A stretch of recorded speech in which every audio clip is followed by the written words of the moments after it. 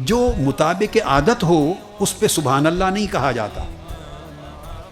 جو زندگی کے عام طور طریقوں اور عادتوں کے مطابق ہو اس پر آدمی سبحان اللہ نہیں کہتا. سبحان اللہ اس پر کہتے ہیں جس بات پر تعجب ہو، جو عادت کے خلاف ہو.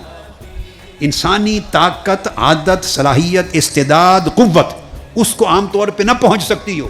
کوئی انوکھا اور نرالا کام ہو جو کوئی اور نہ کر سکتا ہو اور کوئی کر دکھائے، اس پر انسان ایسے کلمات تحسین بولتا ہے سبحان اللہ. قاری صاحب بھی جب تلاوت کرتے ہیں تو جب وہ بڑے خاص انداز میں اوپر جاتے ہیں تو تب لوگ سبحان اللہ کہتے ہیں. جب تک روٹین میں کوئی پڑھ رہا ہوتا ہے تو اس پہ تعجب کے، تحسین کے خاص کلمات وارد نہیں ہوتے. یہ ہے سبحان الذی اسریٰ بعبدہ، پاک ہے وہ ذات. اور پاک کس سے؟ شک و شبہ اور اعتراض سے پاک ہے، ہر قسم کی کمزوری اور نقص سے پاک ہے. جو چیز تم سوچ نہیں سکتے وہ اللہ نے اپنے محبوب کے لیے کر دکھائی، تو فرمایا پاک ہے وہ ذات سبحان اللہ. تو پہلی بات تو یہ ہوئی کہ اگر اس کو منامی اور روحانی لے لیں، منامی لے لیں، سمجھ رہے، تو پھر تو معجزہ نہیں.